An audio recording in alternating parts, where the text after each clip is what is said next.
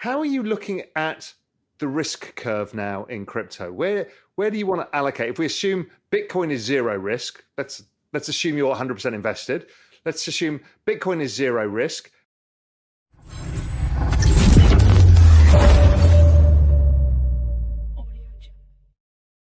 Well, what's interesting is I see a lot of people who've been in the space maybe for the last cycle, the cycle before, and they're kind of well known now, and they're so scarred by the last cycle that they can't conceive that it could be different this time around. You know, I look at this and, you know, we've got the ETH merge, which we'll talk about. We've got significant potential catalysts around, and all I know is everybody's underweight again. Every hedge fund I speak to, every family office, every institution, they're underweight. And I'm like, and you and I know this, the path of most pain is usually where markets go.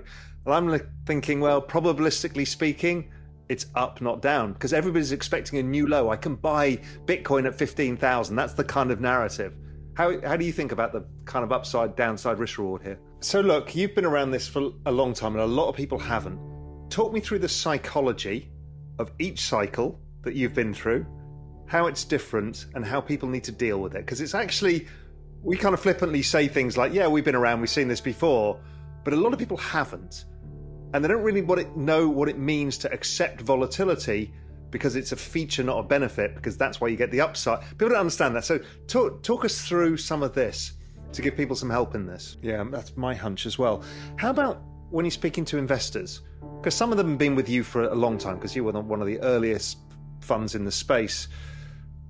But what are investors thinking now, whether it's the institutions or the family offices? And how are you seeing the breadth and change of investors?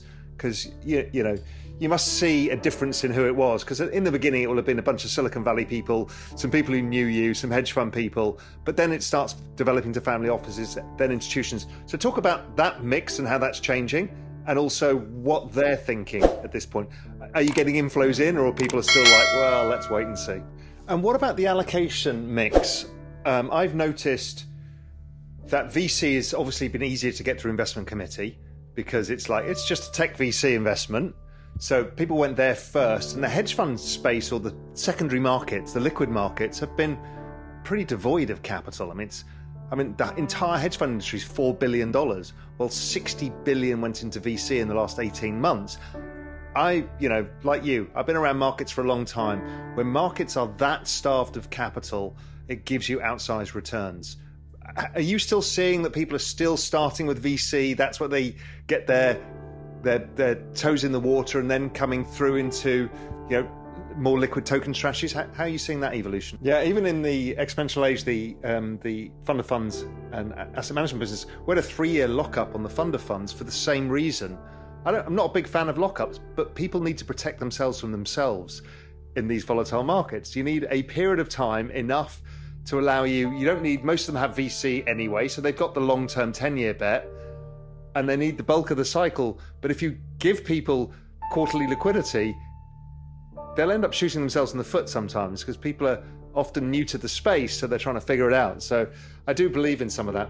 How are you looking at the risk curve now in crypto? Where do you want to allocate? If we assume Bitcoin is zero risk, let's assume you're 100% invested. Let's assume Bitcoin is zero risk and everything else is extended beta or alpha over that. Where are you out in the risk curve?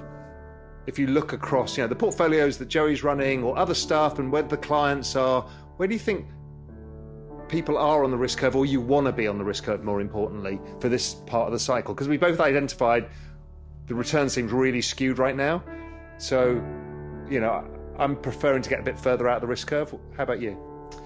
I'm getting really interested in the ETH merge, and not for the reasons people understand, but a reason that you will understand.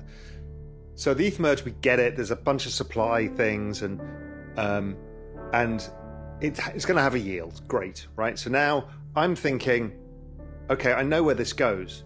We now have a benchmark Web3 asset that has a yield that is not a negotiable yield. It's kind of baked in, so we kind of know what it is. So it has certainty. And most of the institutions, for example, never owned gold because it didn't have a yield, and most tech assets don't have a yield. So here we've got a tech Metcalfe's law growth asset with, call it a 5% yield. We don't know what it's going to come out with, 6 months after the merge, but let's assume it's 5%. That is an extraordinary thing for adoption for institutions.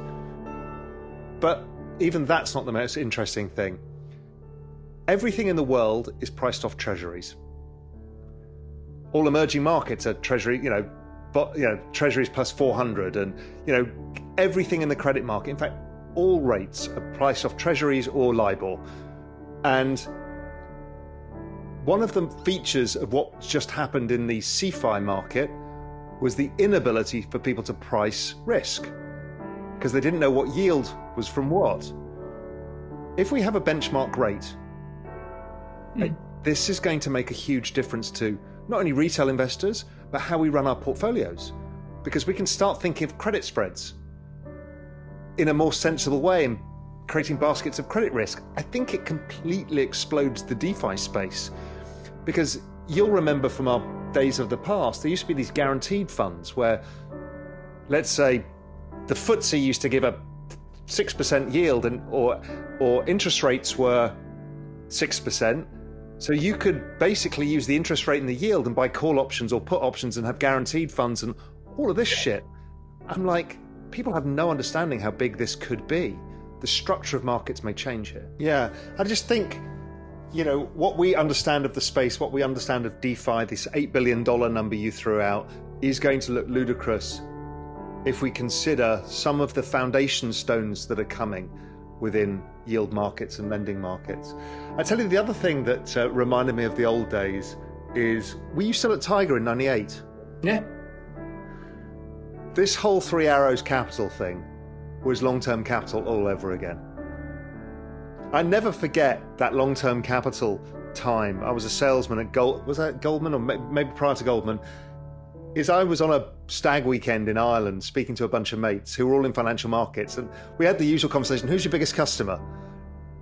Everybody was long-term capital. And I remember, we were all in equity derivatives, and we all had a few billion here or there. And then the head of bund trading at Deutsche Bank, he's like, we've got $100 billion with these guys. And I went back to the risk managers and said, look, we need to do something about this. But when one person's everybody's biggest customer, you need to be very careful. And that's what has just happened, really. One person became everybody's customer. And also what's interesting is a lot of the people who did struggle had less long-term financial experience. Yeah. I think generally people who've been around kind of tend to be able to price credit risk, because we've seen a few of these cycles and you understand how badly leverage can go wrong, because we've all done it. Always. And that's half the fun of trading, is figuring out where the emotions lie.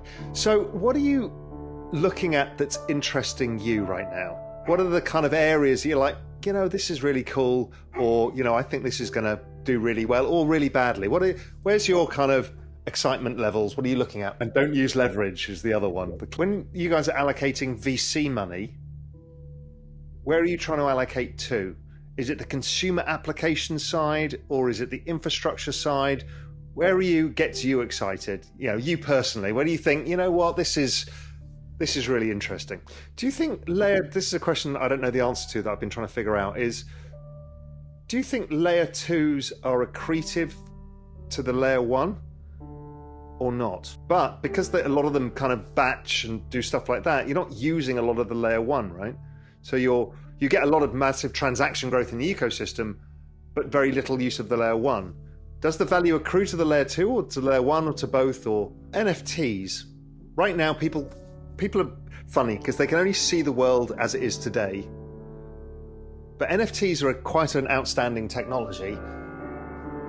Where do you think some of that's going? And also the fact that it's a non-fungible token can be applied to so many things, whether it's POAPs for ticketing, whether, it's the other applications, clearing hotel rooms, clearing airline tickets, all of this shit, that we have these unique contracts, individual unique contracts, that now can be exchanged. So you can go to, I could book my hotel room because I'm going on holiday and suddenly I have to cancel it. Right now I have to pay the cancellation fee and the hotel doesn't rebook it, and so everybody loses. So why don't we just have an NFT for it? So that every time airline tickets, there's so much that's going to come out of NFT technology than just the art. And the art alone is a big application.